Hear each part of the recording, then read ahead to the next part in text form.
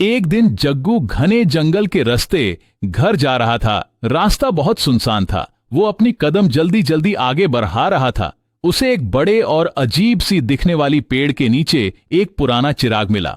उसने उत्सुकता और कौतूहलता से चिराग को उठाया और उसमें लगे धूल को साफ करने के लिए चिराग को थोड़ा रगड़ा।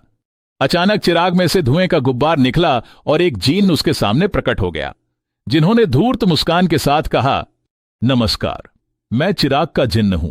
मैं आपकी 3 इच्छाएं पूरी करने के लिए हाजिर हूं, लेकिन सावधान रहे, क्योंकि मैं लोगों के साथ मजाक करने के लिए जाना जाता हूं।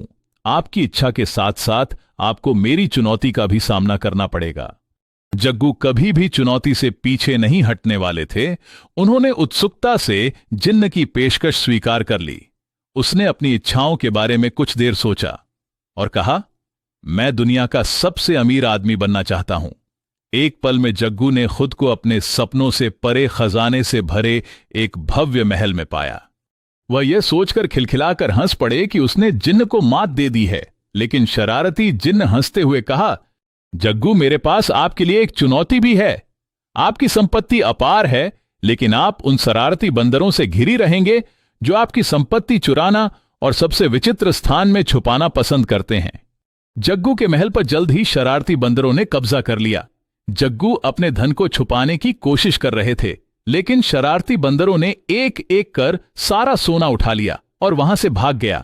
निराश लेकिन निश्चिंत, जग्गू ने ध्यान से अपनी दूसरी इच्छा के बारे में सोचा और कहा, हे जिन्न, मेरी दूसरी इच्छा है कि मैं दुनिया का सबसे शक्तिशाली जादूगर बनना चाहता हूं। जिन्न मुस्कुराया और उसकी इच्छा पूरी कर दी। जग्गू को अचानक एक अविश्वसनीय शक्ति का महसूस हुआ। उसे भूख बहुत लग रहा था, तो उसने जादू से एक भव्य दावत बनाने की कोशिश की। पल भर में हजारों प्रकार के स्वादिष्ट व्यंजन उसके सामने प्रकट हो गया। जग्गू अपनी थाली से कुछ निवाला मुंह में डाल पाता, उससे पहले ही जिन्न के 2 पेटू भाई ने सारा खाना गटक लिया। बेचारे जग्गू के लिए कुछ बचा ही नहीं। उनके द्वारा किया गया प्रत्येक जादू अप्रत्याशित परिणाम दे रहा था।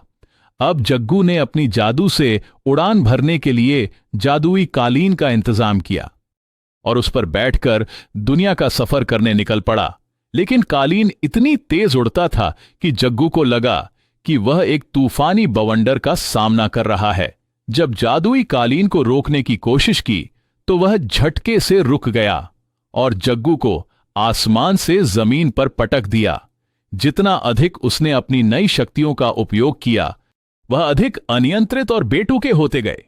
हताश होकर और यह महसूस करते हुए कि वह शरारती जिनको नहीं हरा सकता, जग्गू ने अपनी आखिरी इच्छा के तौर पर शरारती जिन्न से कहा, आपने मुझे जो धन और शक्तियां दी थीं, उन्हें वापस ले ले। मैं बस एक साधारण आदमी बनकर वापस जाना चाहता हूं। अनजाने में पल भर में सब कुछ हासिल करने की चक्कर में अपना ही बेड़ा गर्क कर राहुल वापस चला गया।